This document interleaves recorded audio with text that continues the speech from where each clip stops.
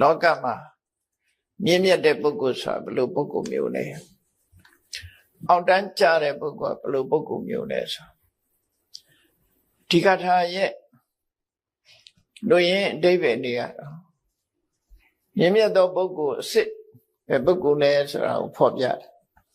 အဲ့လိုဖော်ပြတဲ့ထဲမှာအဓိပ္ပာယ်နှမျိုးထွက်တဲ့စကားလုံးတွေနဲ့မြတ်စွာဘုရားဟောထားတာတော်ထူးခြားတဲ့ရည်ရွယ်ချက်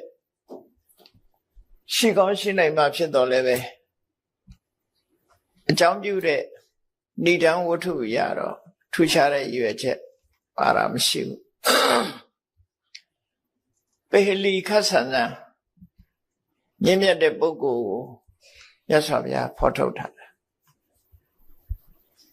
အတ္တတောအကတိညုစတန်တိစေရောစယောနရောဆိုဒီစကားလုံးတွေဟာလောကမှာထင်ရှားစွာသုံးထားတဲ့စကားလုံးတွေပဲတမန်အဓိပ္ပာယ်နဲ့ပြောလိုက်လို့ရှိရင်လူတော်လူကောင်းကိုဖော်ညွှန်းတဲ့စကားလုံးမဟုတ်ပဲနဲ့လူဆိုးတယောက်ကိုဖော်ညွှန်းထားတဲ့စကားလုံးဖြစ်ပေဟလီသဘောနဲ့မြတ်စွာဘုရားဟောထားတယ်ဘာကြောင့်ပေဟလီဆန်းဆန်းဟောထားတယ်လဲဆိုရင်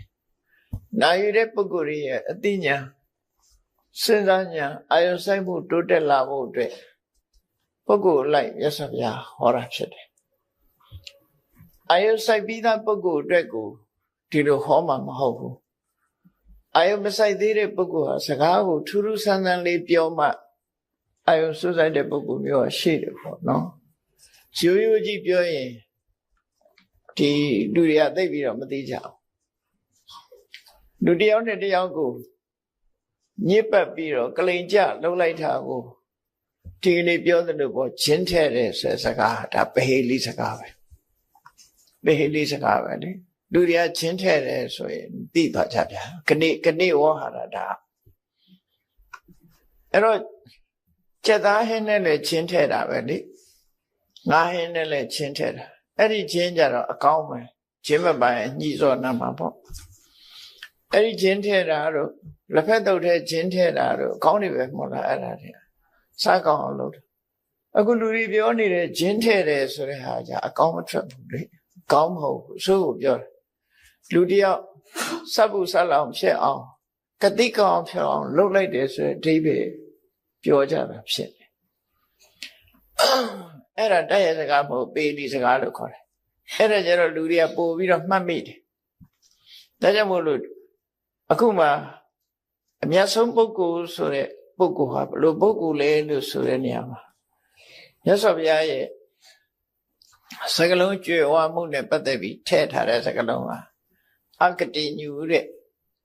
တမန်အဖြစ်ဒီစကားကဘယ်နေရာမှာသုံးတော့ဆိုရင်အကတိညူဆိုခြေဆုမသိသူဆိုတဲ့ထိပ်ရ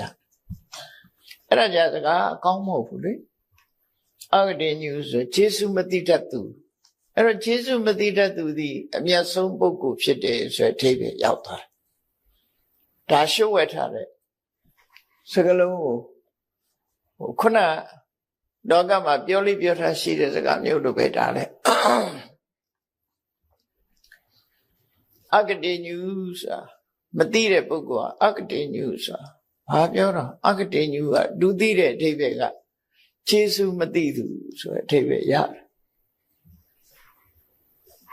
အတ္တတောအကတိညုစာအတ္တတောဆိုတဲ့စကားလုံးကလည်းတရားတရားကင်းမဲ့သူတရားတရားမရှိသူဒါလည်းအကောင်းမဟုတ်ဘူးနော်အတ္တတောယုံကြည်တဲ့တရားတရားမရှိဘူးဆိုတော့တရားတရားမရှိတဲ့လူတွေကိုသုံးတဲ့စကားလုံးအတ္တတောဆိုတဲ့စကားလုံးအကတိညုကကျေစုမသိတတ်သူတန်တိတ်စေတော်ဆိုတာဖောက်ထွင်းခိုးယူတဲ့သခိုးကိုတန်တိတ်စေတော်လို့ခေါ်တာတန်တိဆိုတာအိတ်ချံအဆက်တော့ဘုတ်တိုက်တည်နိုင်ရနေကိုစေရဆိုဖောက်ဖြစ်တယ်ဖောက်ထွင်းခိုးယူသူလို့အဓိပ္ပာယ်ရတယ်ဒီစကားလုံးအဲ့တော့နောက်ဆုံးဒီကုန်းဆွလိုက်တဲ့အခါတဝေဥတ္တမဘောရိသောအဲ့လိုလူဟာတကယ်ကိုအတော်ဆုံးလူတစ်ယောက်ပဲလို့ဒီလိုပြောလိုက်တော့ရှေ့ကစကားလုံးတွေနဲ့နောက်ကစကားလုံးတွေဟာလုံးဝဆန့်ကျင်နေတယ်နော်မသိတဲ့လူကတရားတရားကင်းမဲ့သူ ကျေစုကန်တတ်သူကျေစုမသိသူဖောက်ထွင်းခိုးယူတတ်သူသည်အကောင်းဆုံးပုဂ္ဂိုလ်အတော်ဆုံးပုဂ္ဂိုလ်ဖြစ်တယ်ဆိုတဲ့အဓိပ္ပာယ်မျိုးရောက်သွားတယ်သို့သောမြတ်စွာဘုရားဆိုလိုတဲ့အဓိပ္ပာယ်ကအဲ့ဒါမျိုးမဟုတ်ဗျာဒါကိုပဟိတိလို့ခေါ်တယ်နော်ပဟိတိဆိုလူတွေအဖြေထုတ်ဖို့တော့ပဟိတိဆိုတာအဖြေညှိနိုင်မှအသိနိုင်ပြောထားတဲ့စကားလုံးဟာပဟိတိစကားဆိုတာအဖြေသိတဲ့အခါကျတော့မှသူကစိတ်နှလုံးဟာဒီရှုံးဝတ်တဲ့စကားဗမာတွေမှာစကထာဝတ်တယ်ဆိုတာရှိတယ်လေအဲဒီစကထာဝတ်တာလေးကိုသိလိုက်လို့အဖြေသိရရင်လူရဲ့စိတ်ထဲမှာပိုးကျင်တတ်သွားအဖြေကိုစဉ်းစားရအဲ့တော့လူဆိုတာလဲစဉ်းစားခိုင်းမှစဉ်းစားတာအနိုးဆိုရင်ခေါင်းချောက်ခံပြီးလူကမစဉ်းစားဘူးအဲ့တော့စဉ်းစားမှအသိဉာဏ်ဆိုတာထွက်တယ်ဒီနေရာမှာမြတ်စွာဘုရားပဟိလိဆိုတဲ့စကားလုံးတွေကိုသုံးထားလိုက်တာဖြစ်တယ်နော်ပဟိလိစကားလုံးကိုသုံးထားတယ်ဒီလိုဟာမျိုးတွေတခြားဓမ္မပဒထဲမှာရှိတယ်မာတရံပိတရံဟန္တဝါအမေနဲ့အဖေကိုတတ်ပြီးဆိုတာအဲ့ဒါပါသေးတယ်အဲ့ဒါလည်းနောက်ကြလို့ခွင့်သိတဲ့အခါကျတော့သူ့နေရာရောက်ရင်တော့အဲ့ဒီစကားလုံးတွေတွေ့တယ်ပေလိကိုမဖော်နိုင်တဲ့ပုဂ္ဂိုလ်တွေဖွင့်ဆိုတဲ့အဓိပ္ပာယ်ကတစ်မျိုးမြတ်စွာဘုရားရဲ့ရည်ရွယ်ချက်ဟောတဲ့အဓိပ္ပာယ်ကတစ်မျိုးဟောဒီနေရာမှာအတ္တတော်ကိုတရားတရားမရှိသူယုံကြည်မှုကင်းမဲ့သူတရားမဲ့သူတို့ဒီအဓိပ္ပာယ်ကိုဆိုလိုတာမဟုတ်ဘူးအတ္တတော်ဆိုတာတရားဓမ္မနဲ့ပတ်သက်လာပြီကိုယ်တိုင်သိတဲ့ပုဂ္ဂိုလ်ဖြစ်သည့်အတွက်ကြောင့်သူတစ်ပါးကိုယုံကြည်ပြီးလက်ခံရတဲ့အရာမျိုးသူမှမရှိဘူးလို့ပုရုဇဉ်ပုဂ္ဂိုလ်တွေက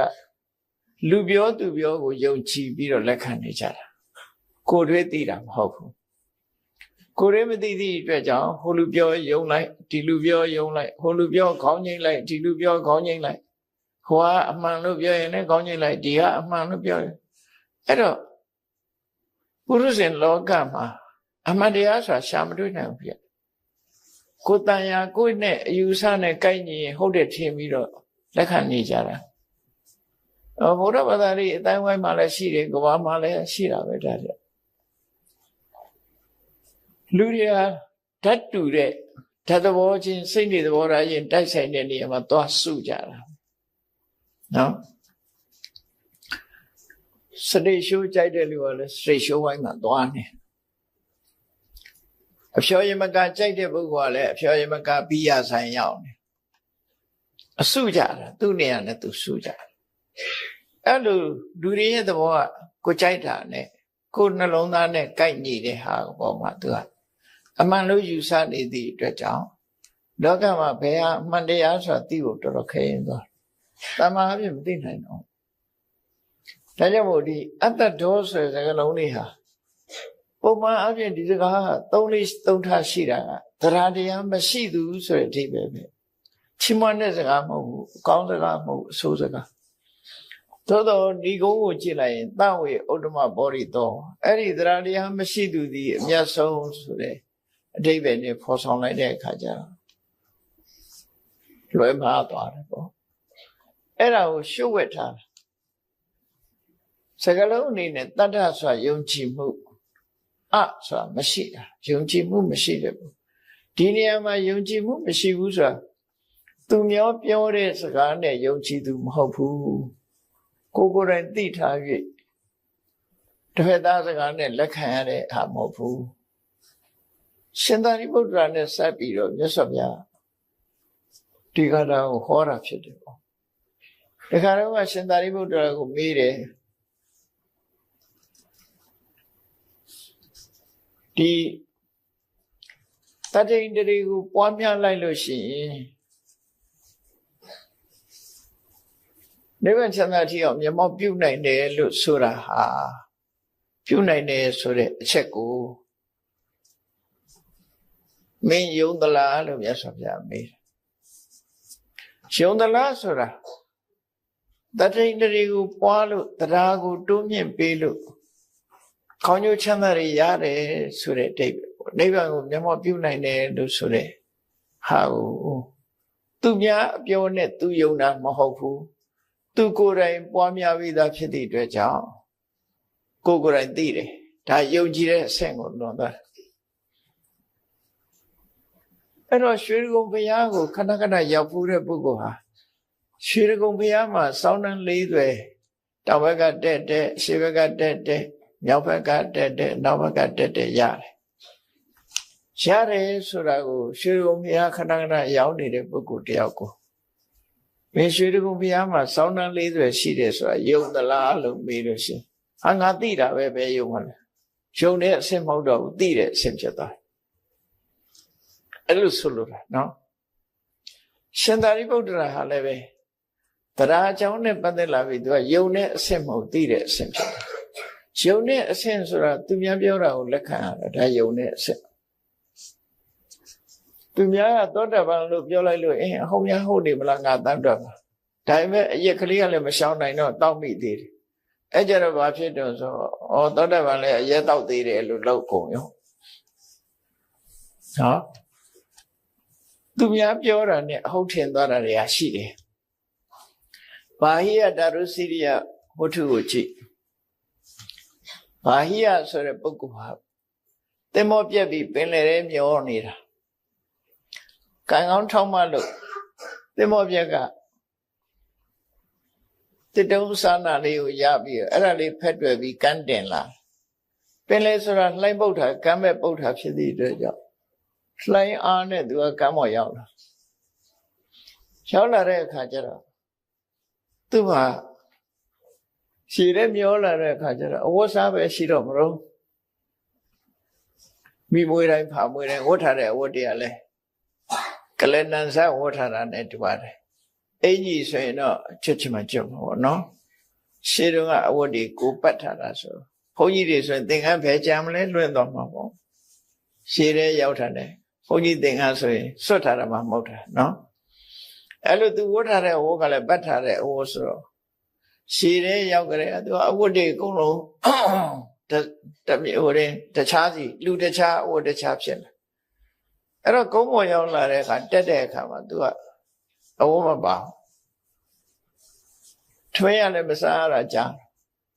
အဝတ်မပါဘဲနဲ့ဒီတုံးလုံးကြီးသွားဖို့ရဆင်မပြေတော့ဘာလို့တော့ဆိုရင်ကန်းစားမှာရှိတဲ့တစ်တုံးလေးတွေကိုကျိုးလေးတွေနဲ့တီးပြီးတော့ရှစ်နောက်လုံးယုံကလေးကိုခါမှကျိုးစီးပြီးတော့ပြိုတဲ့သွားထမင်းတောင်းတာထမင်းတောင်းတဲ့အခါကျတော့ဟာဓမ္မယဟန္တာဆိုပြီးတော့ထိုင်ဝှချတဲ့လူထမင်းကြော့ပြီးတော့ဆွမ်းလောင်းတဲ့လူတွေပေါ်လာတဲ့အခါကျတော့နော်ပေါ်လာတဲ့အခါကျတော့သူကဟာဒါစားတာတယ်ငါဒီတိုင်းပဲနေတော့မယ်ဆိုပြီးတော့နေတာနောက်ပိုင်းကျတော့သူ့ကိုယ်သူဘလို့ထင်းလာလူတွေကယဟန္တာဆိုတာဒီလိုပုဂ္ဂိုလ်မျိုးပဲဆိုပြီးဝိုင်းဝှချပြီးယဟန္တာလို့ဩဘာပေးတာနဲ့နောက်ပိုင်းသူ့ကိုယ်သူကလည်းယဟန္တာဖြစ်လာယဟန္တာလို့ထင်းလာတဲ့နောက်ပိုင်းကျတော့အဲ့သူကိုယ်တိုင်သိတာမှမဟုတ်တာယဟန္တာဆိုတာဘယ်လိုဟာတော့သူမသိဘူးမသိသည့်အတွက်ကြောင့်သူများကယဟန္တာဆိုတာဒီလိုဟာပဲလို့ပြောတယ်နဲ့သူကလည်းငါလည်းယဟန္တာဖြစ်ပြီဆိုအဲ့လိုနေခဲ့တယ်ဆိုအဲ့တော့အသိဉာဏ်နဲ့တရားဆိုတာအမှန်တမ်းကွဲပြားခြားနားသူများရဲ့ယုံကြည်မှုနဲ့ကိုယ့်ကိုယ်လည်းနောက်ပိုင်းမှာအထင်ရောက်သွားတယ်နောက်ကံကွမ်းထောင်းမှလို့သူနဲ့ကသဗ္ဗဘုရားလက်ထက်ကတရားကျင့်ပေါ်သတင်းသုံးပေါ်ဖြစ်ခဲ့တဲ့ပြမကြီးကလာပြီးတော့သူပြောတာဘာဟိယမင်းဟာယဟန္တာလည်းမဟုတ်ဘူးယဟန္တာမဟုတ်ရုံနဲ့မကဘူးယဟန္တာဖြစ်နိုင်တဲ့အကျင့်တောင်မင်းလုံးဝမရှိဘူးလို့တတိပေးတဲ့အခါကျတော့မှသူဟာဒါဖြင့်ယဟန္တာဘယ်မှာရှိတုံးဆိုဟိုမြောက်ပိုင်းမှာတာဝတိမျိုးဆိုတာရှိတယ်အဲ့ဒီမှာဂေါရမဗုဒ္ဓသူကမှယဟန္တာအစစ်လို့အာချင်းခီးထွက်ပြီးတော့ဘုရားစီသွားတွေ့တာအဲ့သူဆလာမှာအဲ့လိုနော်အဲ့တော့သူများပြောတာနဲ့ဒီလက္ခဏာကိုရှုံကြည့်သောတာပန်တကယ်ဖြစ်သွားတဲ့ပုဂ္ဂိုလ်ယဟန္တာတကယ်ဖြစ်သွားတဲ့ပုဂ္ဂိုလ်တွေဟာသူများကသောတာပန်ဖြစ်နေပြီလို့ပြောလို့ယုံတဲ့ပုဂ္ဂိုလ်မျိုးမဟုတ်တော့သူကိုယ်တိုင်ဖြစ်နေရင်သူကိုယ်တိုင်သိတာဖြစ်တယ်တချို့လည်းမေးနေရှိကြတယ်သောတာပန်ဖြစ်ရင်ကိုယ့်အကိုသိပါမလားသိနိုင်လားလို့မေးကြတာရှိ မသိပဲရှိပါမလားကိုအိမ်မက်တာကိုမသိဘူးသူသိမလဲနော်အိမ်မက်တောင်မှကိုမဲ့ကိုကကိုသိတာပဲလေတောင်းအိမ်မက်တွေမက်တဲ့ဟိုမင်းကြီးအကြောင်းကြည့်ပေါ့နော်သူမက်တဲ့အိမ်မက်တွေအများကြီးအဲ့ဒါဘုရားလျှောက်တာသူသိလို့လျှောက်တာပေါ့လူတိုင်းလည်းအိမ်မက်ဆိုမက်ဘူးတာပဲကိုမက်တာကိုမသိပဲနေမလားတရားဆိုတာလည်းတူတူပဲကိုစားတဲ့အစားရဲ့အရသာကိုသိတာပေါ့တရားရတော့ရင်လည်းကိုယ့်ကိုယ်ပဲသိတာပေါ့သူများမေးစရာမလိုဘူးအဲ့တော့ဒီနေရာမှာအဓိပ္ပာယ်ကရှင်သာရိပုတ္တရာကမြတ်စွာဘုရားမေးလိုက်တဲ့မေးခွန်းကိုအရှင်ဘုရားတဲ့အရှင်ဘုရားပြောလို့အရှင်ဘုရားရဲ့စကားကိုယုံကြည်ပြီးတော့တတ္တိန္ဒြေကိုပွားလို့ရှိရင်နိဗ္ဗာန်ရောက်တယ်ဆိုတာဒီပြီးတော့လက်ခံတာမဟုတ်ဘူးကိုယ်တိုင်သိပါတယ်ဒီလိုလျှောက်တာအဲ့တော့တခြားယဟန်တွေကလောကလူတွေဆိုတာအထင်မြင်လွဲတယ်ရှင်သာရိပုတ္တရာကြီးကခုချိန်တော့ဘုရားကိုမယုံဘူးလို့ပြောနေပါလားဆိုပြီးတော့ထင်လွဲလာအဲ့ဒါကြောင့်မြတ်စွာဘုရားဒီစကားလုံးကိုသုံးတာအတ္တတော်ကိုယ်ပိုင်သိဉာဏ်နဲ့သိထားတဲ့ပုဂ္ဂိုလ်ဒီသူများပြောတာကိုလက်ခံယုံကြည်ရမယ်အစစ်မဟုတ်တော့ဘူးကိုသိတာဖြစ်တယ်ဒီလိုဆိုလိုတာနော်ဒါကြောင့်မို့အတ္တတော်တရားဓမ္မကိုကိုယ်တိုင်သိသည်ဖြစ်ပြီးသူများစကားနဲ့လက်ခံယုံကြည်သူမဟုတ်ဘူးဆိုရင်ဥတ္တမပုရိသောအမြတ်ဆုံးပုဂ္ဂိုလ်ဖြစ်တယ်ဒီလိုဆိုလိုတာနော်အဲ့တော့စဉ်းစားကြည့်လိုက်ဘုန်းကြီးတို့တွေဟိုလူပြောခေါင်းငိမ့်ဒီလူပြောခေါင်းငိမ့်နော်ဟိုတရားကောင်းတို့ဒီတရားကောင်းတို့အဲ့လိုသူများပြောတာနဲ့ကိုယ်လည်းလက်တွေ့မပါဘဲနဲ့လက်ခံနေတယ်ဆိုလို့ရှိရင်တော့ဒါဥတ္တမပုရိသဆိုတာမဖြစ်နိုင်ဘူးလို့ဆိုလို့တယ်နော်အသိဉာဏ်နဲ့ကိုယ်တိုင်သိပြီးကိုယ်တိုင်ပြောနိုင်တာဖြစ်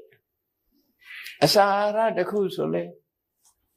ဒွေသည်မစားဘူးတဲ့ပုဂ္ဂိုလ်ရဲ့ဒွေသည်အနံ့အရသာပြောဘလို့လို့သူများပြောတာနဲ့ပဲသူလက်ခံရမှာလေအဲ့ဒါမျိုးကိုယ်တိုင်စားဘူးတဲ့ပုဂ္ဂိုလ်ကတော့ဟာဒွေသည်ဆိုတာဘလို့ဟာဒွေသည်အနံ့ကဘလို့ရှိတယ်ဆိုတာအသေးစိတ်သူပြောနိုင်တယ်အဲ့ဒါဒွေသည်အကြောင်းသူများပြောနေလို့ရှိရင်သူများပြောလို့လက်ခံတာမဟုတ်ဘူးသူကိုယ်တိုင်ကဒွေချန်ထဲမှာနေပြီးဒွေသည်စားနေတဲ့ပုဂ္ဂိုလ်ဆိုမတူဘူးလေအဲ့တော့တရားတော်ထူးချွန်စွာသိနေတဲ့ပုဂ္ဂိုလ်တွေကိုအတ္တတော်လို့ခုနကတရားတရားကင်းမဲ့တဲ့ပုဂ္ဂိုလ်ရှုတ်ချတဲ့အနေနဲ့ခေါ်တဲ့စကားလုံးကလည်းအတ္တတော်ပဲအခုပြောတဲ့စကားလုံးကလည်းအတ္တတော်ပဲစကားလုံးချင်းနဲ့တူတယ်ခုနကတော့ကံကံရဲ့အကျိုးယတနာသုံးပါးရဲ့ဂုဏ်ကိုယုံကြည်မှုကင်းမဲ့တဲ့တရားတရားကင်းမဲ့သူလို့အဓိပ္ပာယ်ရတယ်ပထမအဓိပ္ပာယ်အခုမြတ်စွာဘုရားသုံးလိုက်တဲ့စကားလုံးကတော့ကိုယ်တိုင်သိသည်ဖြစ်ဖြစ်သူများစကားနဲ့လက်ခံရသူမဟုတ်ဘူး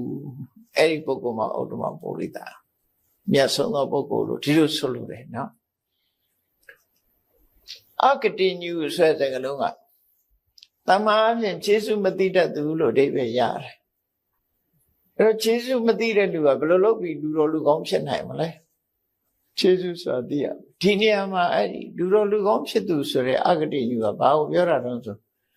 အကတဆိုတာဘာနဲ့မှလှုပ်ထားတာမဟုတ်ဘူးတဘာဝအဖြစ်ရှိနေတာနိဗ္ဗာန်နော်နိဗ္ဗာန်ဒီအကတတခုနဲ့ပြုလုပ်ထားတာသို့မဟုတ်တရားယောကဖန်တီးထားတာမဟုတ်ဘူးနိဗ္ဗာန်ဟာဖန်တီးထားတဲ့အရာမဟုတ်ဘူးအငြိမ်းသဘောဆိုတာသူ့တဘာဝရှိနေတယ်အဲ့ဒီရှိနေတဲ့ဘယ်သူမှဖန်ဆင်းထားတာမဟုတ်တဲ့ဘာနဲ့မှတိဆောက်ထားတာမဟုတ်တဲ့ဥပမာဆိုရင်ဒီဓမ္မဒီဇဝုတိရိဓမ္မယုံကြီးဆိုရင်ပုတ်တို့သစ်သားတို့နဲ့တိဆောက်ထားတာကံကရိတို့တန်တို့နဲ့တိဆောက်ထားတာတခုနဲ့လှုပ်ထားတာနိဗ္ဗာန်ဆိုတာဒီလိုတိဆောက်ထားတဲ့အရာမဟုတ်ဘူးသူဆိုလိုတယ်အဲ့ဒါအကတဘာနဲ့မှတိဆောက်ထားတာမဟုတ်တဲ့အရာဆိုဒီမှာနိဗ္ဗာန်အဲ့ဒီနိဗ္ဗာန်ကိုသိတဲ့ပုဂ္ဂိုလ်ဒီဥတ္တမပုရိသမြတ်ဆုံးယောက်ျားမြတ်ဆုံးပုဂ္ဂိုလ်လို့သူဆိုလိုတယ်နော်သူဆိုလိုတယ်အဲ့တော့နိဗ္ဗာန်ကိုသိတဲ့ပုဂ္ဂိုလ်ဒီလောကမှာအမြတ်ဆုံးပုဂ္ဂိုလ်ပါလို့အဲ့တော့နိဗ္ဗာန်ကိုသိတယ်ဆိုတာလုံးဝပြည့်ပြည့်စုံစုံသိတဲ့ပုဂ္ဂိုလ်ကယ ahanan ပုဂ္ဂိုလ်ပဲသောတာပန်သိတယ်မြင်တယ်တဂရကံလည်းသိတယ်အနာကံလည်းသိတယ် မပြည့်စုံသေးဘူးလို့ပြောရမှာဘာလို့ဆိုကိလေသာတွေကျန်နေသေးတယ်ပေါ့နိဗ္ဗာန်ကိုနှောက်ရှက်ဟန်တားနေတယ်နိဗ္ဗာန်ကိုမမြင်နိုင်ဖို့မြင်နိုင်ခြင်းအကြောင်းစိတ်ကိုအာရုံပြုနိုင်တဲ့စိတ်ပေါ်မှာဝေဝါးစေတဲ့ကိလေသာတွေရှိနေသေးသည့်အတွက်ကြောင့်လောဘကိလေသာကင်းသွားတဲ့အရဟတမေအရဟတဖို့ကြမှာနိဗ္ဗာန်ကိုရှင်းရှင်းကြီးပြည့်ပြည့်ဝပြည့်တယ်လို့ပြောသောတာပန်လည်းနိဗ္ဗာန်တော့မြင်တာပဲသက္ကရာကလည်းမြင်တာပဲအနာကလည်းမြင်တာပဲသို့သောယဟန္တာပုဂ္ဂိုလ်မြင်တဲ့အမြင်ကြတော့ပြည့်ပြည့်စုံတဲ့အမြင်လို့သူဆိုလို့တယ်ပေါ့လှုပ်เสียကုံသွားပြီဒါကြောင့်အဂတိညုဆိုရယဟန္တာပုဂ္ဂိုလ်ဆိုလို့တယ်ဒီနေရာမှာကျေစုကမ်းသူဆိုတဲ့အဓိပ္ပာယ်ကျေစုမတိတတ်သူဆိုတဲ့အဓိပ္ပာယ်ကိုမယူဘဲနဲ့ဘာတစ်ခုနဲ့မှတိဆောက်ထားတာမဟုတ်တဲ့နိဗ္ဗာန်ကိုတည်သူလို့ဒီအဓိပ္ပာယ်ကိုယူဆနောက်တစ်ခုကတန်တိတ်စေတော်တန်တိတ်စေတော်ဆိုတာလူဆိုးရဲ့လူဆိုးတွေလှုပ်လက်ရှိတဲ့ရာဇောမှုကိုညီညွှန်းတယ်ဖောက်ထွင်းသူလို့အဓိပ္ပာယ်ရအိမ်ချမ်းစားတွေဖြတ်ပြီးတော့ဖောက်ထွင်းပြီးတော့ဝင်ရောက်တယ်တိုက်ဖောက်တယ်အဲ့လိုဟာတွေဖောက်တဲ့ပုဂ္ဂိုလ်တန်တိတ်စေတော်လို့ခေါ်တယ်ဒီနေရာမှာကျတော့အဲ့လိုမဟုတ်ဘူးတန်တရားဝကြီးတဲ့မှာလည်းပဲဘဝနဲ့ဘဝတစ်ခုနဲ့တစ်ခုဘဝပဲအဝိဇ္ဇာနဲ့သင်္ခါရကံနဲ့ကိလေသာပြီးရင်သင်္ခါရပစ္စယဝိညာဏဆိုဘဝပရိသေရိအစရှိတယ်အဲ့ဒီမှာအစတစ်ခုရှိတယ်ဝေဒနာပစ္စယတဏှာမှာအကြောင်းနဲ့အကျိုးနဲ့အကြောင်းတစ်ဆက်ရှိတယ်ဘဝပစ္စယဇာတိမှာလည်းပဲအကြောင်းနဲ့အကျိုးတစ်ဆက်ရှိတယ်အဲ့ဒီအစကိုချိုးဖြက်တဲ့ပုဂ္ဂိုလ်ကိုတန်တိတ်စေတော်လို့ခေါ်တယ်။တန်တရားရဲ့အဆက်ကိုဖြတ်ထားတယ်။လှဲပင်ကြီးတစ်ခုဟာဆက်ပြီးတော့လှုပ်ထားတဲ့လှဲပင်ကြီးတစ်ခုနဲ့တစ်ခုဆက်ထားတော့အဝိုင်းကြီးဖြစ်ပြီးတော့လဲပတ်နေတယ်။အဲ့ဒီအဆက်တွေကိုဖြုတ်လိုက်ပြီဆိုရင်လဲလို့မရတော့ထို့တူပဲတန်တရားဘဝဆက်ဝန်းကြီးအဆက်တွေကိုဖြုတ်လိုက်တဲ့အခါမှာတစားစီဖြစ်သွားသည့်အတွက်ကြောင့်တန်တရားခရီးသွားတဲ့လိယထာကြီးဟာယထာကြီးဟာလက်ပတ်နိုင်ခြင်းမရှိတော့ဘူးအဲ့ဒီလိုအဆက်ကိုချိုးဖြတ်ထားတဲ့ပုဂ္ဂိုလ်ကိုတန်တိတ်စေတော်လို့ခေါ်တယ်တဲ့ကောင်းတဲ့ဘက်ကကြည့်တာနော်အဲ့ဒီလိုတန်တိတ်စေတော်ဆိုတာလေယဟန္တာကိုရည်ညွှန်းလိုက်တဲ့အခါမှာတန်တရားရဲ့အဆက်ကိုဖြတ်စည်းပြီးသားဖြစ်တဲ့ပုဂ္ဂိုလ်လို့ဒီလိုဆိုလို့အဲ့တော့ဒီစကားလုံးသုံးလုံးဟာမသိတဲ့ပုဂ္ဂိုလ်ဆိုရင်အဆိုးတွေကြီးပဲဖြစ်နေတယ်။သိလို့အဓိပ္ပာယ်ဖော်လိုက်ရင်ဒီအဓိပ္ပာယ်ရတယ်။ဟတဝကသောဝန္တာသောဟတဝကသာစာအခွင့်အရေးကိုဖြတ်စည်းပြီးဖြစ်သူ။အဲ့တော့အခွင့်အရေးရတဲ့လူနဲ့အခွင့်အရေးပျက်စီးနေသူဘယ်သူကလူကောင်းလို့ပြောအောင်လဲဆိုအခွင့်အရေးရတဲ့လူကိုလူတွေကကျင့်တတ်မှာပဲလေသို့တော့တဏှာလောဘအကုသိုလ်တို့ရဲ့အခွင့်အရေးကိုသို့ဖို့ဖြစ်စေနိုင်တဲ့တန်တရားဆိုတဲ့တန်တရားတဲ့လေပတ်မှုကိလေသာကံတရားတွေရဲ့အကျိုးပေးမဲ့အခွင့်အရေးကိုဖျက်ဆီးတဲ့ပုဂ္ဂိုလ်ကြတော့ဒါတန်တရားဟောကလွတ်တော်တဲ့ယဟန္တာပုဂ္ဂိုလ်ကိုရည်ညွှန်းတာဖြစ်သည့်အတွက်ကြောင့်တမန်အခွင့်အရေးကိုပြောတာမဟုတ်ပဲနဲ့ကိရိတာကဘဝကိုဖန်တီးဖို့ဆိုတဲ့အခွင့်အရေးကိုဖြည့်ဆည်းပြီးသားပုဂ္ဂိုလ်ဆိုရယဟန္တာပုဂ္ဂိုလ်ရည်ညွှန်းတာပဲဒါလေအဲ့လိုအဓိပ္ပာယ်တွေကနှစ်စွန်းထွက်တာတွေဖြစ်တယ်ဝန္တာသောဆိုတာဝန္တဆိုတာထွေးအံပြစ်လိုက်တယ်ပြုတ်အံပြစ်လိုက်တယ်အာသာဆိုတာလူချင်းဆန္ဒတောင်းတမှုတဏှာလူချင်းမှုမျောလင်းမှုတွေကိုအားလုံးကိုထွေးပြလိုက်ပြီရင်ထဲမှာမရှိတော့ဘူးလို့ဆိုလို့တယ်ထွေးထုတ်လိုက်တယ်အားလုံးတဏှာကိုထွေးထုတ်ပြီးသားပုဂ္ဂိုလ်အဲ့ဒီပုဂ္ဂိုလ်ဥပမာလူတွေရဲ့တဏှာမှာဒီဒုက္ခပေးနေတဲ့အရာတွေရှိတယ်အစိတ်ဖြစ်တဲ့အစာတွေလူတွေမှာစားမိပြီဆိုလို့ရှိရင်ဘာလို့အံစေးတိုက်ကြအံစေးတိုက်လိုက်တဲ့အခါအံပြစ်လိုက်တယ်အံပြစ်လိုက်ပြီဆိုရင်စိတ်တွေပါသွားပြီဆိုရင် နေကောင်းသွားတာအဲ့တော့ကိလေသာတွေကလည်းပဲအစိတ်တောက်တွေဖြစ်တယ်အရဟတမေနဲ့ကိလေသာကိုဖယ်ရှားတာကိုပဲပြုတ်အပ်ပြီးသားဖြစ်တဲ့ဒီလူချင်းဆန္ဒတဏှာကိုပြုတ်အပ်လိုက်ပြီးသားဖြစ်သူဆိုတော့အစိတ်တောက်တွေကင်းသွားတယ်ဆိုတဲ့အဓိပ္ပာယ်ကိုဖော်ပြတယ်အဲ့တော့ဒီအချက်တွေအားလုံးဟာတဝေဥဒ္ဓမပောရိတောဒီချင်းရှိတဲ့ပုဂ္ဂိုလ်တွေကတကယ်ကိုထူခြားတဲ့ပုဂ္ဂိုလ်များဖြစ်တယ်လို့ရိုးရိုးဖြောင်းဖြောင်းနဲ့ပြောတာမဟုတ်ဘဲနဲ့စဉ်းစားစရာလေးတွေပြီးပြီးတော့မြတ်စွာဘုရားရင်ထဲနှလုံးထဲမှာမှတ်သားလောက်အောင်ဟောကြားလိုက်တဲ့ဒေသနာပဲဖြစ်တယ်ပေါ့ပို့ပြီးတော့စိတ်ဝင်စားမှုကိုဖြစ်ပေါ်စေတယ်ပဟိတိဆန်းဆန်းပဟိတိစကားနဲ့အသုံးချပြီးတော့မြတ်စွာဘုရားဟောပြီးတာဒါထူးခြားတဲ့သင်္ကန်းစာတစ်ခုအဲ့တော့ဘာကိုသိရတော့ဆိုလို့ရှိရင်ဒီလောကမှာအမြတ်ဆုံးပုဂ္ဂိုလ်ဆိုတာဘယ်လိုပုဂ္ဂိုလ်လဲဆိုရင်အမြတ်ဆုံးပုဂ္ဂိုလ်ဆိုတာအတိညာရှိလို့သူများကိုမယုံကြည်စရာမလိုတော့တဲ့ပုဂ္ဂိုလ်ကိုယ်တိုင်သိလို့သူများကိုယုံကြည်စရာမလိုတော့တဲ့ပုဂ္ဂိုလ်နိဗ္ဗာန်အကြောင်းကောင်းကောင်းသိတဲ့ပုဂ္ဂိုလ်တဏှာအဆက်ကိုပယ်ဖြတ်ပြီးတဲ့ပုဂ္ဂိုလ်တဏှာလောဘတွေရဲ့အခွင့်အရေးကိုဖျက်ဆီးထားတဲ့ပုဂ္ဂိုလ်ရှင်ထဲမှာရှိတဲ့တွေ့တာမှုဆိုတဲ့အာတာကိုထွေးထုတ်ပြီးသားပုဂ္ဂိုလ်လို့အဲ့ဒီပုဂ္ဂိုလ်ဟာဥဒ္ဓမပုရိသမြတ်ဆုံးပုဂ္ဂိုလ်ဖြစ်တယ်ဓမ္မရှုတော့ကနေကြည့်လို့ရှိရင်ဘုန်းကြီးတို့ယင်ထဲမှာအသိဉာဏ်မလုံးလောက်လို့ယုံကြည်နေရသေးတယ်ဆိုရင်ဒါမပြည့်စုံသေးဘူးနော်နိဗ္ဗာန်ကိုမသိသေးဘူးဆိုရင်လည်းမပြည့်စုံသေးဘူးတန်တရားအဆက်မဖြတ်ရသေးဘူးဆိုလို့ရှိရင်လည်းဥမှာပဲတန်တရားကိလေသာတွေရဲ့ခွင့်ရည်တွေဒါတွေကိုမဖြတ်စည်းသေးဘူးဆိုရင်ကိလေသာတွေကအကျိုးပေးကံနေကိလေသာတွေကအကျိုးပေးနေဥမှာရင်ထဲကအာသာဆိုတဲ့တဏှာကိုထွေးထုတ်ခြင်းမရှိသေးဘူးဆိုရင်သူ့ရဲ့ချိုးကိုက်မှုကိုခံရအောင်မှာပဲအဲ့ဒီပုဂ္ဂိုလ်မျိုးဟာဘယ်လိုမှဥဒ္ဓမပုရိသအမြတ်ဆုံးပုဂ္ဂိုလ်မဖြစ်ဘူးလို့ဒီသင်္ကန်းစာကိုပေးတာပဲဖြစ်တယ်တော့ယန္တာဆိုတဲ့ပုဂ္ဂိုလ်ဟာဒီလိုပုဂ္ဂိုလ်လို့ဆိုလို့တယ်နောက်ဂထနမ98မှာမြတ်စွာဘုရားဟောတာကာမေဝယတိဝရိညိနေနေဝယတိဝထလိယထရဟံတောဝိရန္တိတံပုမိရမဏိယကံလောကမှာလူတွေကဒီနာလေးကပြောစရာကောင်းလိုက်တာရှုခင်းလေးကကောင်းလိုက်တာနဲ့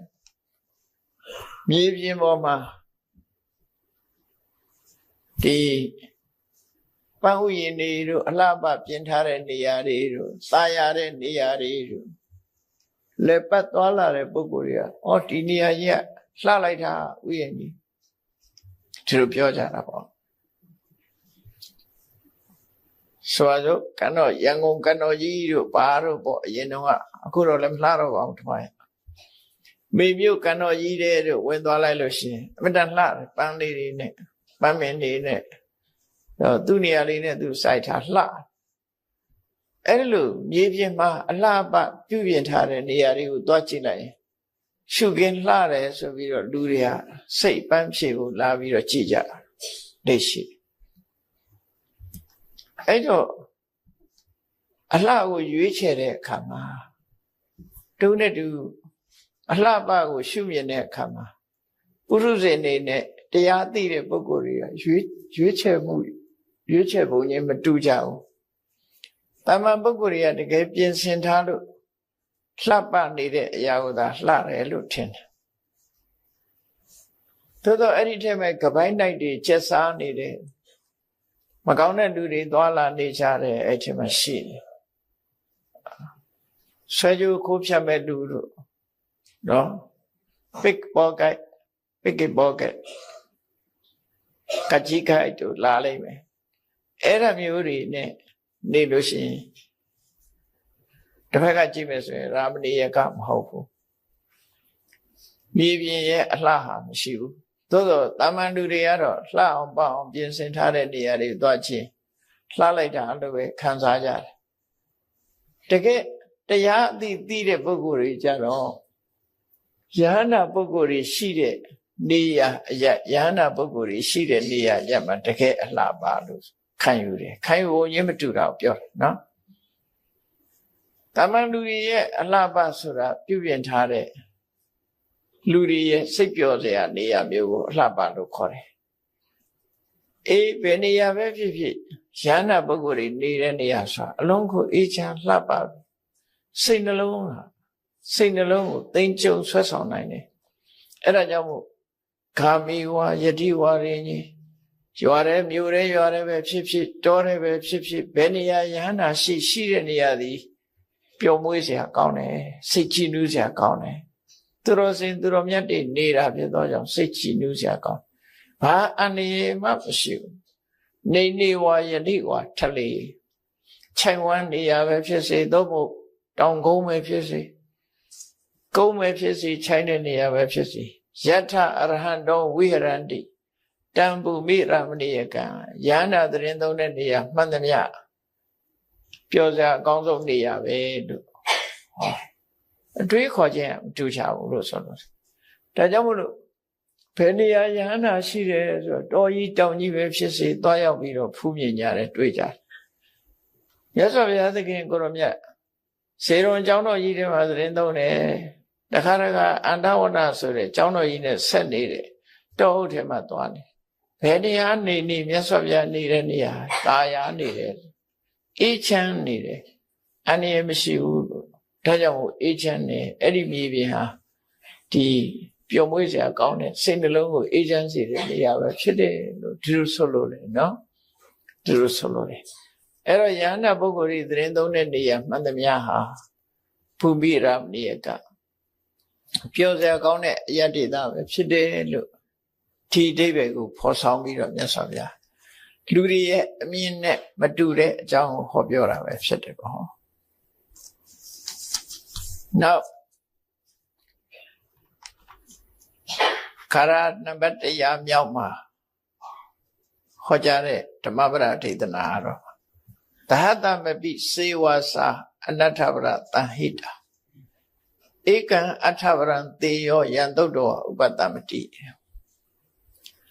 အနေအများနဲ့ပတ်သက်ပြီးအကျိုးရှိမရှိပညာရဆိုတာအခါတလေအကျိုးသက်ရောက်မှုရှိတဲ့ပုံမှာဒီကောင်းမကောင်းဆိုဆုံးဖြတ်ကြတယ်စဉ်းစားကြည့်လေမြန်မာစကားမှာရှိလူတယောက်ယောဂဖြစ်နေတယ်ယောဂဖြစ်နေလို့ရှိရင်ယောဂပျောက်တဲ့ဆေးဟာဆေးကောင်းမယ်တဲ့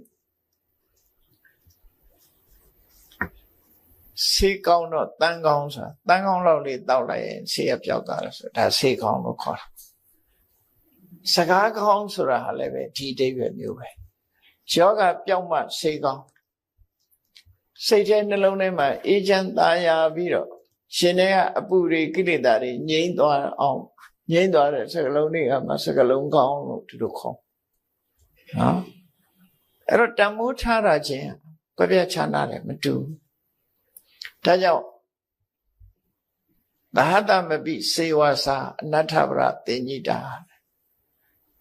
နားထောင်လို့စကလုံးတွေဟာဘလောက်ပဲများတန်မိုးမရှိတဲ့စကလုံးတွေနဲ့ထုံဖွဲ့ထားတဲ့စကားလုံးပြောဆိုထားတဲ့စကားလုံးအဲ့ဒီတန်ဖိုးမရှိတဲ့အဓိပ္ပာယ်ထူးခြားမှုမရှိတဲ့စကားလုံးတွေဟာထောင်ချီပြီးပါဝင်ထားပေမဲ့လို့တဲ့စကားလုံးဟာတစ်လုံးနဲ့ပဲဖြစ်စေအ내အဓိပ္ပာယ်ဟာတစ်မျိုးနဲ့ပဲဖြစ်စေနားထောင်ရပြီးလက်တွေ့အကျိုးရှိသွားတယ်နာယူမှတ်သားလိုက်ရလို့ရင်ထဲမှာအေးသွားတယ်ကိရိတာအညစ်အကြေးတွေကင်းသွားတယ်ဆိုတဲ့စကားလုံးကမှတန်ဖိုးရှိတယ်။စကားလုံးရဲ့တန်ဖိုးဟာများတာနဲတာပုံမှာအထူးကမဟုတ်ဘူးဆိုလိုရင်ကအကျိုးသက်ရောက်မှုပုံမှာကြည့်ဆေးဆိုတာလေခုနကဒီဆေးဟာတောက်လိုက်တာနဲ့ယောဂပျောက်သွားတယ်ဆိုတဲ့ဆေးဟာ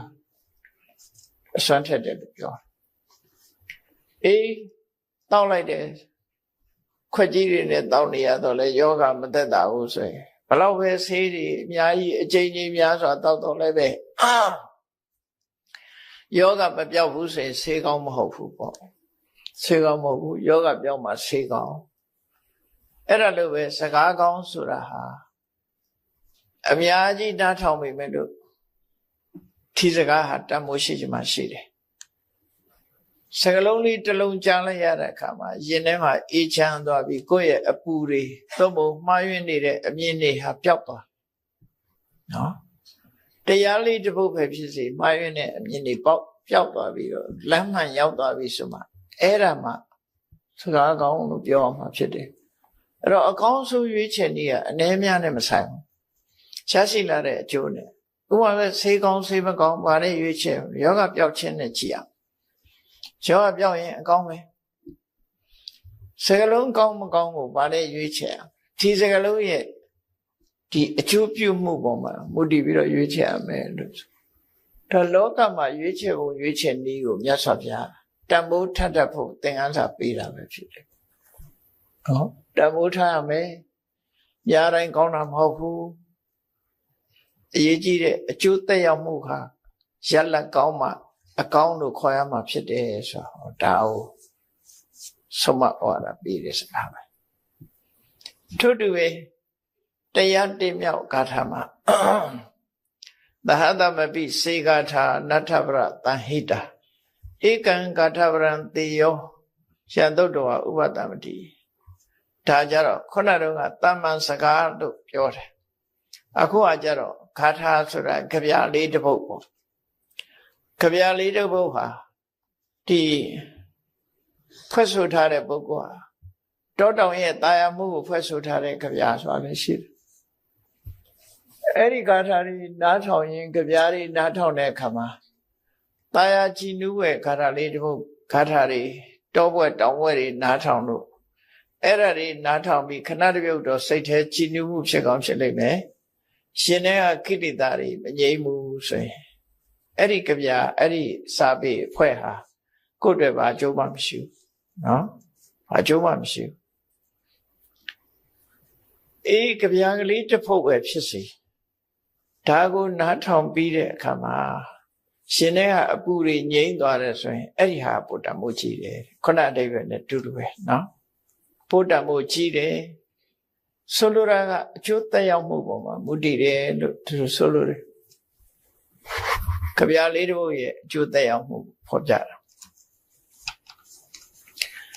တရားနှစ်ဂါထာမှာကြတော့ယောစဂါထံတတံပါတိနထဗရတဟိတာဧကံဓမ္မဗရံသေယောယသုတ္တဝဥပတမတိအဓိပ္ပာယ်ခက်ဆင်တဲ့လေးတွေပဲသူကကြပြပုတ်ပေါင်းတရားပဲနားထောင်သင်ယူထိုကြပြပုတ်ပေါင်းသည်ပန်းအလှတောအလှလူတွေရဲ့အလှပါတန်ဖိုးကိုယ်မှာဒီတဏှာရာဂတွေပို့ပြီးတော့တိုးလာအောင်တရားစင်တွေပို့တိုးလာအောင်အဲ့ဒါတွေကိုဆွမ်းဆောင်ပေးတဲ့ဂါထာပုတ်ပေါင်းဟာတရားပဲဖြစ်စေတဲ့နော်အဲ့ဒီလိုဂါထာတွေဟာဖို့တဲ့ဘာအကျိုးမှဖြစ်ဘူးခဏတစ်ပြုတ်စိတ်ထဲမှာကြည်နူးတာလေးတော့ရကောင်းရလိမ့်မယ်ဧကံဓမ္မပရံသေယောမြတ်စွာဘုရားဟောတဲ့ဓမ္မပရဆိုတဲ့တရားပုဒ်ကလေးတစ်ပုဒ်နော်တရားပုဒ်ကလေးတစ်ပုဒ်ကိုနားထောင်လိုက်လို့ယင်ထဲမှာအေးချမ်းသွားတယ်ဆိုရင်အဲ့ဒီတရားပုဒ်လေးကတန်ဖိုးကြီးပါတယ်လို့သူဆိုတယ်ဒီအကျုံးမှာရှေ့ကယဟန်တော်တွေဟာတရားအထုတ်နေတဲ့ကိုတော်တွေဟာဆုံးရသွားရင်လည်းလမ်းမှာစံဖွင့်နေတဲ့အမျိုးသမီးတွေဟာတခြင်းဆိုနေကြတယ်သူတို့ဆိုတဲ့တခြင်းဟာတရားနဲ့ပတ်သက်တဲ့တခြင်းလူရဲ့ခန္ဓာကိုယ်ဟာစရာရဲ့နှိမ့်ဆက်မှုကြောင့်လူရဲ့ခန္ဓာကိုယ်ရဲ့ညှိုးနှံသွားတယ်ဆိုတရားသဘောပါတဲ့ခန္ဓာကိုကြားတဲ့အခါမှာအဲ့ဒီယဟန်တွေကကြားရတော့မတော်တဆကြားလိုက်တာကြားရလေနားဆိုင်ထောင်ပြီးတော့ကိုယ့်ကိုယ်နဲ့ဆင်ញင်သုံးသပ်ကြည့်လိုက်တဲ့အခါမှာယဟနာဖြစ်သွားကြတယ်ဆိုအဲ့ဒီလူဟာမျိုးကြတော့အမှန်တမ်းတန်ဖိုးရှိသွားတယ်လို့သူတို့ဆိုလိုတယ် အဲ့လိုတန်ဖိုးရှိမှဒီကြားရခြင်းရဲ့တန်ဖိုးကတက်လာမှာ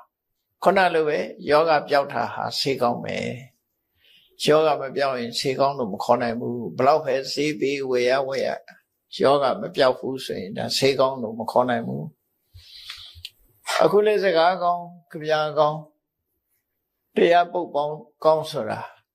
ကိုယ့်ဉာဏ်ထဲမှာအသိဉာဏ်တွေပွင့်လာရင်ကောင်းတယ်လောဘဒေါသမောဟယင်ထဲကအပူတွေငြိမ်းသွားရင်ကောင်းတယ်အဲ့ဒီလိုတရားမျိုးကသာလင်တန်ဖိုးကြီးမားတယ်လို့မြတ်စွာဘုရားဒီလိုဟောလို့ရင်းပဲဖြစ်တယ်တရား၃ခုမြောက်ခါထားကြတော့ဒီလူတွေရဲ့အနေချားနဲ့ပတ်သက်ပြီးတော့ဘုန်းကြီးတို့တွေစဉ်းစားရမယ့်အချက်ကိုဟောပြောထားတာဖြစ်တယ်ယောသဟတံသဟတေနသင်္ဃမေမာနုတေစီနေဧကိဉ္စစေယမတ္တနံသဝေစင်္ဃမသုတ်တမောလောကလူတွေကသူရဲကောင်းစစ်ပွဲအမျိုးမျိုးကိုအောင်နိုင်လို့သူရဲကောင်းလို့သတ်မှတ်တာတစ်မျိုးနော်ဓမ္မရှုထောင့်ကနေကြည့်လို့ရှိရင်အဲ့ဒီပုဂ္ဂိုလ်တွေကသူရဲကောင်းမဟုတ်ဘူး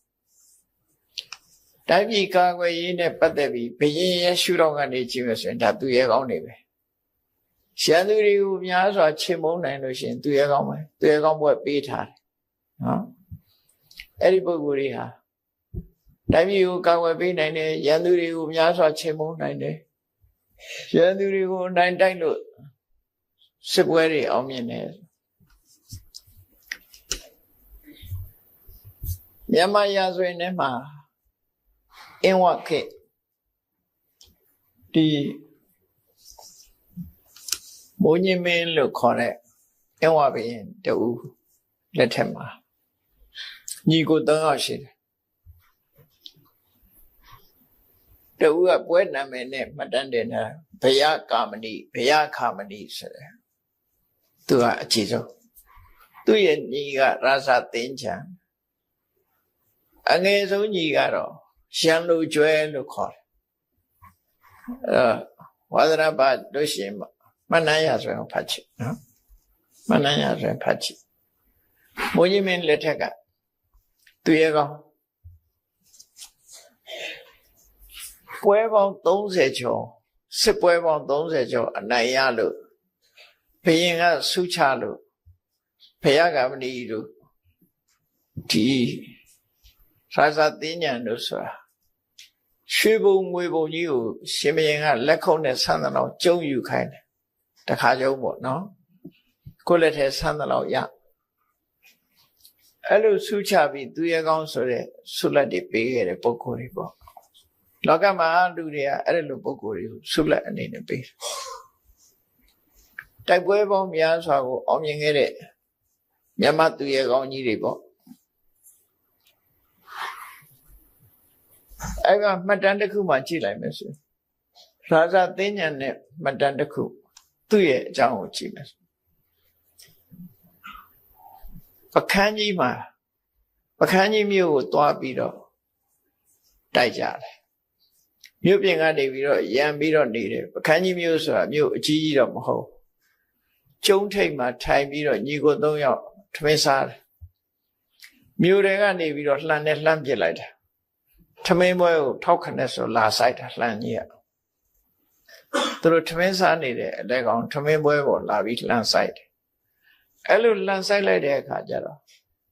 ဘုရားကမဏီဆိုတဲ့အကိုကြီးကသူကထပြေးတော့မလို့ဖြစ်သွားတယ်နော်ထိုင်းနေရကနေထပြေးတော့မလို့ခြေနေပြတ်သွားရာဇသင်္ညံကတော့လှန်ဆိုင်လိုက်တဲ့ကလက်ကိုဖြတ်ခနဲ့ယုံမိသွားတယ်လန့်သွားတယ်ပေါ့နော်ရန်လူကျွဲဆိုတဲ့ညီငယ်ဆုံးကတော့ထမင်းစားမပြတ်ဘူးတဲ့လှန်ကြီးသူတို့နားမှာဖြတ်ခနဲ့ကြာတာတောင်မှပဲကြည့်တောင်မကြည့်ဘူးတဲ့သူအဲ့တော့သူတတ္တိအကောင်းဆုံးကတော့သူလို့ဆိုလို့တယ်ပေါ့နော်အဲ့မြတ်မရာဆိုရင်သူရဲ့ကောင်းတွေရဲ့အကြောင်းရေးထားတာရှိတယ်အဲ့တော့အဲ့ရာဇသင်္ညံဆိုတဲ့ရွှေဘုံငွေဘုံကိုကျုံးဝင်ရလို့ပွဲပေါင်း30ကျော်အနိုင်ရတဲ့ ဒီသူရဲကောင်းကပခန်းကြီးကိုသွားဝိုင်းတဲ့အခါမှာအတွင်းကနေထွက်ပြီးတော့လိုက်တော့သူတို့ပြေးရတယ်စစ်ဆိုတဲ့သဘောကတစ်ခါတစ်ခါကျတော့ရှုံးရင်လည်းရှောင်ပြေးရတာရှိတယ်ပေါ့နော်အဲ့တော့ပြေးရင်လွှားရင်ဘာဖြစ်တုံးဆိုလေတဲ့ကိုရေသွင်းဖို့ရတွင်းတုထားတာရှိတယ်လူတယောက်လောက်မြုပ်တဲ့တွင်းကြီးထဲမှာပြေးလွှားရင်လည်းဝုန်းနဲ့ကြာသွားနောက်ကရှန်သူနှစ်ယောက်ကလိုက်လာတယ်ရှောက်လာတဲ့အခါရာဇသင်္ချံကိုမိပြီပေါ့တွင်းထဲမှာအပေါ်ကနေပြီးတော့မိပြန်တော့လေသူကဘယင်းစီကဆုတော်လက်တော်တွေကိုရချင်တာဆိုတော့ရာဇသင်္ချံကောင်းကိုငါအရင်ယူမယ်ငါအရင်ဖြတ်မယ်ဆိုပြီးတယောက်နဲ့တယောက်လူနေတဲ့အချိန်လေးမှာတွင်းထဲကရာဇသင်္ချံကអော်လိုက်တယ်မင်းတို့ငါခေါင်းလိုချင်လှန်ကန်းလိုက်လှန်ရိုးကိုအောက်ချလိုက်လို့ရှိရင်ငါအပေါ်ရောက်မှမင်းတို့ငါခေါင်းကိုဖြတ်ဆိုပြီးတော့အဟုတ်မှတ်ပြီးတော့တယောက်ကအဲ့ဒါလှန်ကိုအောက်ကိုလှန်ရိုးချလိုက်တဲ့အချိန်မှာအောက်ကနေဆောင့်ဆွဲလိုက်တာအဲ့ဒီကောင်ဝုန်းကနေကြာအကြလိုက်မှသူကဇက်ဖြတ်ပြီးတော့ခေါင်းကိုအပေါ်ပြစ်တင်ပြီးရာဇသင်္ချံခေါင်းဆိုပြီးတော့អော်လိုက်တာဟိုကြံတဲ့တယောက်ကအဟုတ်မှတ်ပြီးလိုက်တယ်အဲ့ဒီခေါင်းလိုက်နေတော့သူကလှန်နဲ့ထောက်ပြီးတော့ထွက်ပြေးသွားတယ်လွတ်သွားကဲအဲ့ဒီနေရာမျိုးမှာသူရတ္တိဘလောက်ကောင်းတယ်ဆိုတာစဉ်းစားကြည့်လေရှန်သူနှစ်ယောက်ကဝိုင်းနေတဲ့အချိန်မှာသူဖြတ်ထိုးညံနဲ့ငါကောင်းရခြင်းမင်းတို့လှန်ချလိုက်လှန်နဲ့လှန်ကန်းလိုက်ဆိုတာလှန်ရိုးကိုဆွဲပြီးတော့အပေါ်တက်ရမှာဟုတ်သူကရှည်တွင်းနဲ့ကြာနေတာအဲ့တော့ဟိုလူကလည်းအမှတ်တမဲ့လှန်ရိုးပေးတာဆောင်းဆွဲလိုက်တော့သူအောက်ဆောင်ထိုးကြာ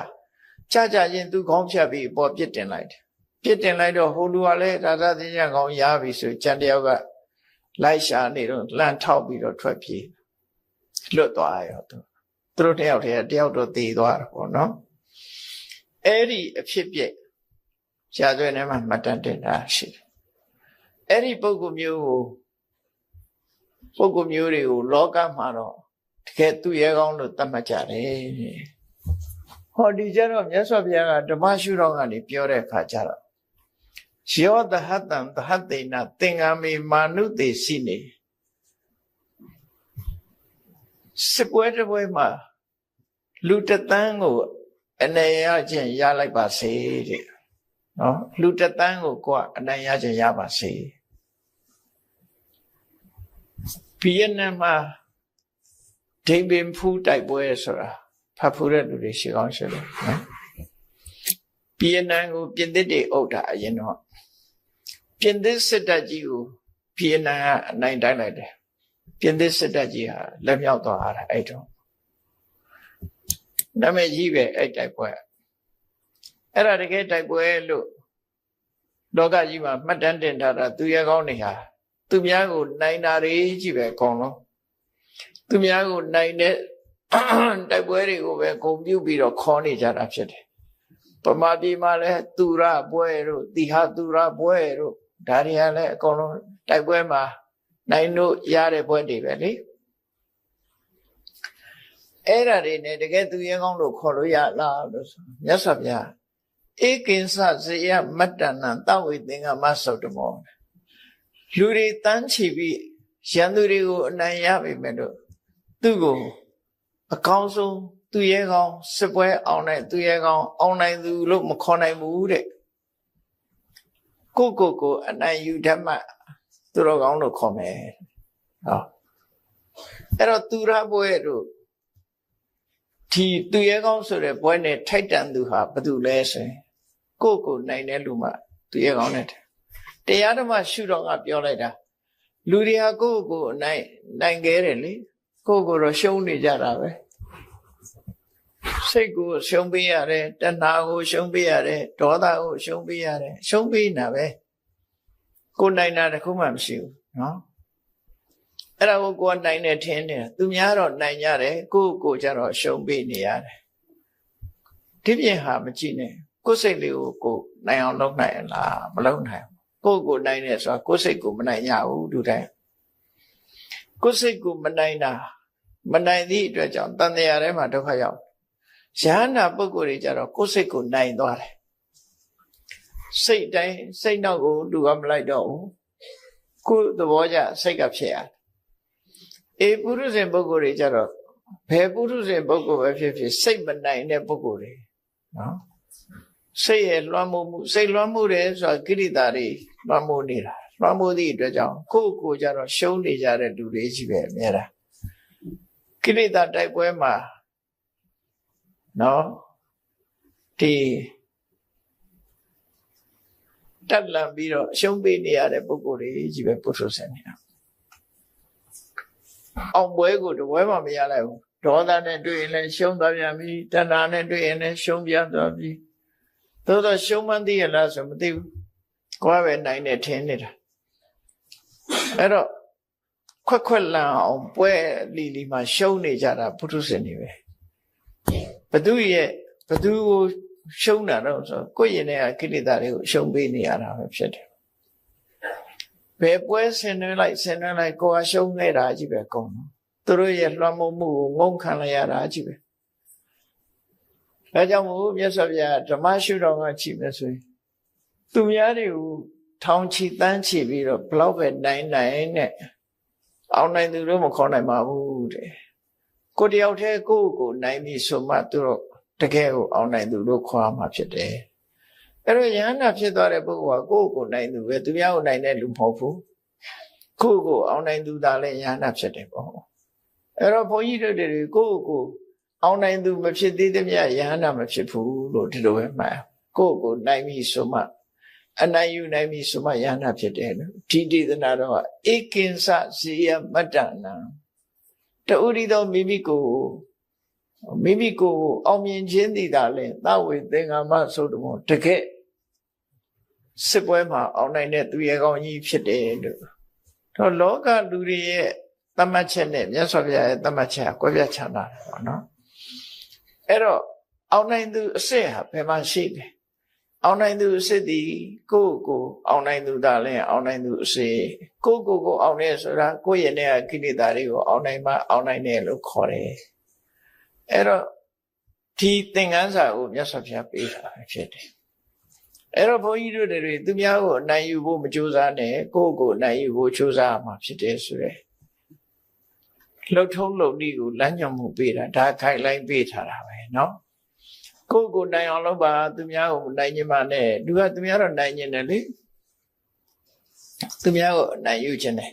အဲ့တော့ကိုနိုင်ယူဖို့လုပ်ပါကိုနိုင်ယူမှတကယ်သူရဲ့ကောင်းဆိုတာဖြစ်မှာပါဆိုရယ်မြတ်စွာဘုရားရဲ့အတွေ့ဒီဟောပြောဆုံးမတဲ့သွန်သင်ချက်ဟာလောကလူတွေလက်ခံထားတဲ့အရာနဲ့မတူပဲနဲ့ထူးခြားပြီးတော့နေတယ်ဖျားပွဲမှာဒီအတိမျိုးဟာသိလာတာဖြစ်တယ်လူဘဝရောက်လာတဲ့အခါမှာမင်္ဂန်နဲ့လမ်းကြောင်းကိုရောက်ဖို့အတွက်ကိုကျင့်သီလဆိုတာပြည့်စုံမှုလိုအပ်တယ်ကိုကျင့်သီလပြည့်စုံတဲ့ပုဂ္ဂိုလ်ဟာကောင်းကျိုးချမ်းသာတွေရရှိဖို့မခဲရင်ဘူးလူဖြစ်လာတယ်ဆိုရင်မြတ်စွာဘုရားကမျက်စိနှလုံးရှိရမယ်ပဂရိမျက်စိနှလုံးတော့လူတိုင်းပါကြတယ်လို့ဆိုနိုင်တယ်အမှန်ပုဂ္ဂိုလ်တွေဟာမျက်စိနှလုံးရှိကြအရေးကြီးတဲ့မျက်စိနှလုံးအမြင်မျက်စိနှစ်ခုဆိုတာဘာလဲနံပါတ်1ကစီးပွားရှာတတ်တဲ့ပညာမျက်စိရှိဖို့လိုတယ်လူဘဝရောက်လာလို့ရှိရင်မရသေးတဲ့စီးစိမ်ဥစ္စာကိုဘယ်လိုရအောင်ရှာမလဲရပြီးသားစီးစိမ်ဥစ္စာကိုဘယ်လိုတိုးတက်ကြီးပွားအောင်လုပ်မလဲဆိုတဲ့အမြင်မျက်စိနဲ့ပြည့်စုံမှဘဝမှာချမ်းသာတာနေရမှာဖြစ်တယ်သို့တော့အခုလိုစီးပွားရှာတဲ့မျက်စိတပြိုးတဲ့နဲ့လုံလောက်သလားဆိုမလုံလောက်သေးဘူးနောက်ထပ်ရှိရမယ့်အမြင်မျက်စိတစ်ခုကဘာတော့ဆိုရင်ကိုချင်းတရားပဲဖြစ်တယ်ကိုချင်းသီလနဲ့ပတ်သက်ပြီးတော့